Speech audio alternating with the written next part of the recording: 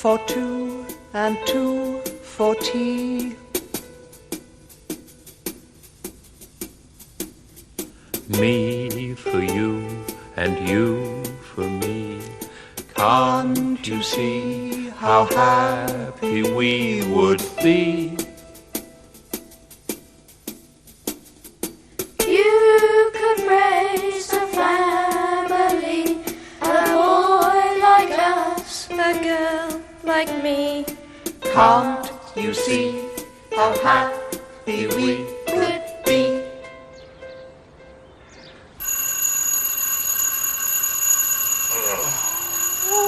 It's a beautiful day.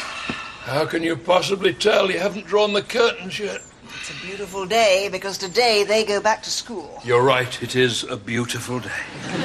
Now I know how mothers feel at the end of school holidays. Well, I have heard some mothers are quite sad to see their children go back to school. What an extraordinary thing.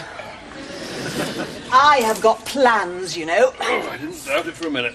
Today I get my life back again. Still going home time? I'm going to have my legs waxed. Very good. I'm going to have my hair cut. And then I'm going to have an all-over massage. Well, don't look at me. In the last few weeks, I haven't got the strength to rub Vic into my chest. Oh, I'm going to have a gentle game of golf this morning. Loosen up. I'm rigid with tension, you know. I can feel it. I think we can all feel it. Oh, I'm going to have a good rub down and then...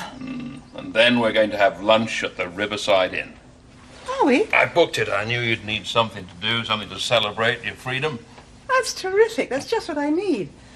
I can put on a frock, feel like a woman again. I felt like a bag lady since they moved in. Oh, I can drop the kids off at school on the way to the club. No, Philip and Georgia can go on their own.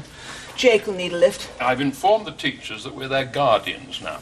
Well, we're the grandparents. That should be enough. Oh, I thought guardians sounded more responsible. Oh, stuff responsible.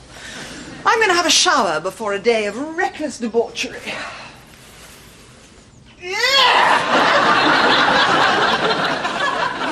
Come off, Gran. They might. Maggie's got chicken pox. I know that. You can't scrub off chicken pox. I might get it to fade a bit, then I can slap on some of my colour tint moisturiser. Why? So he could go back to school. He can't go to school. He's infectious. How are you feeling, Jake? Fine. You see? Nevertheless, he's got to stay at home. At least while he looks like that. What do you think, Jake? Never mind what he thinks. That's final. Now, you better go back to bed, young man. And your grandmother will come and take your temperature.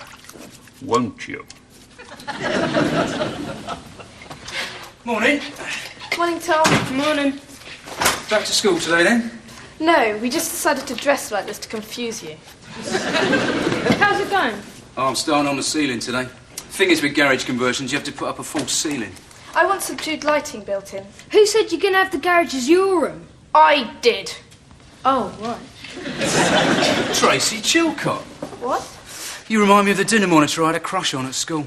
Do I? Yeah, she tipped a bowl of semolina over me once. All I did was try and pinch a chip. Never mess with a dinner monitor, Philip. I'm not a dinner monitor. Well, you got all the right qualifications. Stop talking about school. You're not keen, then? Hated school from day one. I made a papier-mâché triceratops and this stupid girl sat on it. The teacher said I squashed it myself and made me stay behind to clean the blackboard. Clean the blackboard? You don't know you're born. I got 6 of the best just for sneezing in morning assembly. Morning, Mrs. Prentice. Morning. I'll just get on then. Jake's got chicken pox. He did it deliberately, just to mess up your plans for today. What? We heard you telling Grandad. Oh, well, I said that because... Because you're so selfish. I said that because my initial reaction... Was to think about yourself and not about Jake, or anybody else. And who, madam, do you think I've been thinking about for the past few weeks since you came to live here? Dad used to tell us that you were like this with him. Remember that time when he broke his arm and you still sent him to the school cricket match just because you wanted to go shopping? He insisted on playing. Anyway, he was left-handed. No, he wasn't. Wasn't he? Are you sure? The devoted mother. Do you want sandwiches? No, thanks. We'll buy something in the school canteen. Something healthy. Georgia. Philip.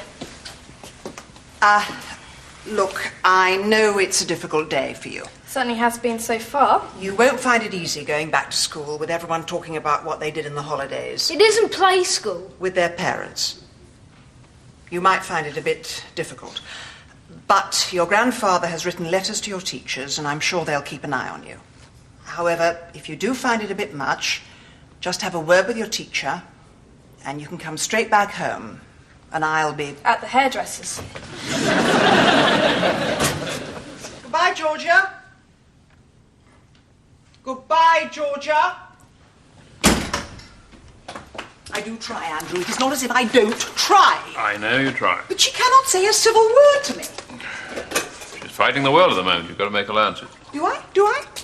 Why is it always me who has to make allowances? What are you talking about? You never make allowances. It's always me. Well, I'm making allowances now, and I don't like it. I do not like being pleasant to somebody with all the social graces of a puff adder. She just lost her parents. She's bound to be a bit, Well, why is she taking it out on me? Well, because you're not her mother. She's taking it out on you because you're alive and her mother is dead. Well, I am not going to apologize to her for being alive. That is not the sort of thing I do. Well, it's not the sort of thing any of us do, is it? I'm going to have to cancel the leg waxer and the masseur. No, you go. I'll stay here. Oh, but that's not fair. You wanted to play golf. Oh, dear. What's the matter? Well, I thought you were concerned for my welfare. Oh, but I am. Well, then, there are blessings in this situation. I mean, a week or so ago, you'd have slammed off to the leg waxer and never given a thought for my game of golf. Would I? Without a doubt. Do you think I'm turning into a nicer person? Well, it's a little early to say. Signs are promising. I do feel bad about leaving you with Jake being ill. Well, then don't go. But I hate to cancel appointments, and I was looking forward to this one. Well, then do go. Are you sure you'll be all right? Oh, I think I can dab calamine on a few spots.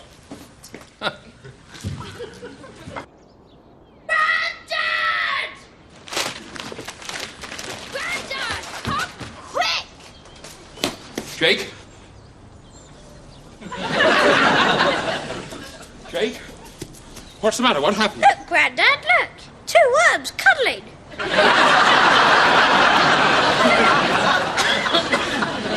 Tell her to keep him warm, plenty of fluids. I'll be there in half an hour. Doctor? Ah, Mrs. Prentice, hold on. What are you doing here? What's the matter with Jake? Jake's fine. It's your husband. What? He called me out, but he'll be okay, don't worry. He's in the conservatory.